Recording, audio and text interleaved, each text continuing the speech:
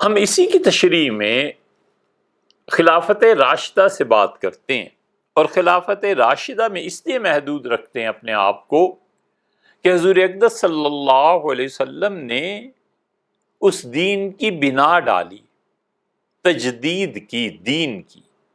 اللہ کہتا ہے شرع لکم من الدین ما وصی بہ نوح، ہم نے آپ کو وہی دین دیا ہے جو حضرت نوح علیہ الصلوۃ والسلام کو دیا تھا۔ مختصر سی بات یہ ہے کہ دین ہمیشہ ایک ہی رہا ہے۔ اللہ نے کہا ہم نے آپ کو وہی دین دیا جو نوح علیہ الصلوۃ والسلام کو دیا تھا، تو حضرت نوح علیہ الصلوۃ والسلام اس دین کو لے کر چلے، اس دین میں پھر وہ پہنچا ابراہیم علیہ السلام تک، اسماعیل علیہ السلام وغیرہ وغیرہ، ان سب حضرات تک۔ اس اصل دین میں جب کوئی گڑبڑ ہوتی ہے تو خدا اس گڑبڑ کو دور کرنے کے لیے، ان بدعات کو ہٹانے کے لیے، ان نئی چیزوں کو ختم کرنے کے لیے نبی کو بھیج دیا کرتا ہے کہ اصل دین وہی ہے جو اس دنیا میں شروع دن سے ہے، مثلا خدا کی توحید اللہ نے حکم دیا تھا، یہی چلنی ہے۔ جب شرک آئے گا، کوئی نبی علیہ الصلوۃ والسلام آ گئے، اور آخر پہ حضرت رسالت پناہ صلی اللہ علیہ وسلم کو جو بھیجا تو نبوت ہی ختم ہو گئی کہ بس اب یہ جو پیغام ہے یہ قیامت تک قائم رہنا چاہیے، اس سے یہ رہے گا۔ تو اسی طرح چلتا رہا۔ حضور اقدس صلی اللہ علیہ وسلم وہی دین لے کے آئے جو ان کے جد امجد سیدنا ابراہیم اور نوح اور آدم علیہ الصلوۃ والسلام یہ سارے لے کے آئے تھے۔ پھر رسول اللہ صلی اللہ علیہ وسلم کے اس دین کو عملاً نافذ کیا ہے سیدنا عمر رضی اللہ عنہ نے۔ سیدنا عمر رضی اللہ عنہ اس دین کی تشکیل کی ہے، اور سیدنا علی رضی اللہ عنہ تو مجدد ہیں، انہوں نے وہ کام اس دین میں کیے ہیں جس کی کوئی مثال نہیں ملتی۔ اس لیے ہم خلافت راشدہ میں رہتے ہوئے اس بات کی تشریح کرتے ہیں تو کہ بات تو اسلامی حکومتوں کی، اور ہمارے لیے وہ کامل نمونہ ہے۔ اسی لیے ہم صحابہ کرام رضی اللہ عنہ، خاص طور پہ خلفائے راشدین کے فیصلوں کو حجت مانتے ہیں، جبکہ ہمارے اس ملک میں ایسے لوگ بھی موجود ہیں جو یہ سمجھتے اور کہتے ہیں کہ ہمیں صرف کتاب و سنت سے غرض ہے، صحابہ رضی اللہ عنہ کا قول ہمارے لیے کوئی دلیل نہیں ہے۔ ہم کہتے ہیں خلافت راشد، صحابہ رضی اللہ عنہ کا قول اور ان کا اجتہاد جو شریعت کی کسی اصل سے نہ ٹکراتا ہو، اور خاص طور پہ خلافت راشدہ اور ان حکومتوں نے جو فیصلے کیے ہیں، ہمارے لیے واضح دلیل اور حجت۔ قرآن جب کہتا ہے کہ تم اپنے شہریوں کی حفاظت کرو گے، اور اگر قتل ہوگا تو اس کا بدلہ تم لو گے، اس کی تشریح میں سیدنا عمر رضی اللہ عنہ کو دیکھیں انہوں نے کیا کیا۔ اور ہوا یہ کہ مصنف عبد الرزاق، ابن ابی شیبہ وغیرہ ہر جگہ یہ قصہ، یہ قصہ، یہ بات، یہ ایک اچھی چیز آپ کو مل جائے گی۔ صنعاء یمن میں شادی ہوئی، اور اس مرد کا ایک بیٹا پہلے سے تھا، پہلی بیوی سے، اور پھر وہ سفر پہ چلا گیا، تو اس کی اہلیہ کا کردار کچھ ایسے ہی تھا، کچھ دوستی اس کی کسی سے ہو گئی، پھر کچھ اور لوگوں سے ہو گئی، اور یہ جو بچہ تھا اس نے ان چیزوں کو سمجھ لیا کہ ہو کیا رہا ہے۔ تو اس عورت نے کہا کہ دیکھو بھئی، اگر یہ راز کھل گیا اور اس کا باپ آ گیا تو مجھے جان سے مار دے گا، بنے گا کیا؟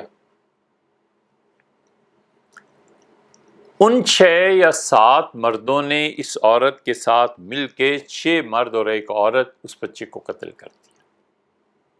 اور قتل کرنے کے بعد ایک برتن، کھال، جانوروں کی کھال کا کوئی برتن بنا ہوا تھا، اس میں اس کو ڈالا ٹکڑے ٹکڑے کر کے، اور شہر سے باہر ایک ویرانے میں جا کے دفن کر کے اپنی طرف سے مطمئن ہو گئے۔ لیکن وہ قتل کھل گیا، پتہ چل گیا کہ بچے کو اس کی سوتیلی ماں نے اور اس کے جو بھی دوست تھے 6 آدمی انہوں نے قتل کر دیا۔ مصر کی حکومت اس وقت سیدنا عمر رضی اللہ عنہ نے یعلا ابن امیہ رضی اللہ عنہ کو دی ہوئی تھی۔ یعلا ابن امیہ رضی اللہ عنہ نے یہ قصہ امیر المومنین کو لکھ بھیجا اور کہا حضرت یہ واقعہ ہوا ہے اور 6 مرد اور 1 عورت اس قتل میں شریک ہیں، اب آپ فرمائیں کیا کرنا چاہیے۔ سیدنا عمر رضی اللہ عنہ بہت اعتماد کرتے تھے سیدنا علی رضی اللہ عنہ پہ۔ اگر ہم ان دونوں کی محبتوں کے اور تعلق کے قصے لکھنے بیٹھ جائیں کہ دونوں کو کس طرح ایک دوسرے سے محبت اور اعتماد تھا اور کس طرح ایک دوسرے کے علم کا اعتراف تھا، تو پوری کتاب درکار ہے۔ گمراہ ہیں وہ لوگ، شدید گمراہ ہیں وہ لوگ، اللہ کی راہ سے ہٹے ہوئے ہیں وہ لوگ جو اپنے متبعین کو یہ سبق دیتے ہیں کہ عمر اور علی رضی اللہ عنہما ایک دوسرے کے خلاف تھے۔ سیدنا عمر رضی اللہ عنہ کے پاس مسئلہ پہنچا اور انہوں نے کہا کہاں ہے علی، ان کو بلاؤ، فیصلہ کریں۔ 6 آدمی اور 1 عورت نے ایک بچے کو قتل کر دیا ہے۔ سیدنا علی رضی اللہ عنہ حاضر ہوئے اور عرض کیا امیر المومنین میں آپ ہی سے پوچھتا ہوں کہ ایک اونٹ کو چند چوروں نے مل کے چرایا اور پھر ذبح کر لیا، تو پھر کس کا ہاتھ کاٹنا چاہیے؟ فرض کیجئے ایک اونٹ کی چوری میں 6 افراد شریک ہے، تو پھر سیدنا عمر رضی اللہ عنہ کا سب کا ہی ہاتھ کاٹنا چاہیے، کیونکہ چوری میں سب شریک ہیں۔ ان کا امیر المومنین بالکل ایسے یہاں بھی ہے کہ ان سب نے مل کے اس بچے کو قتل کیا ہے۔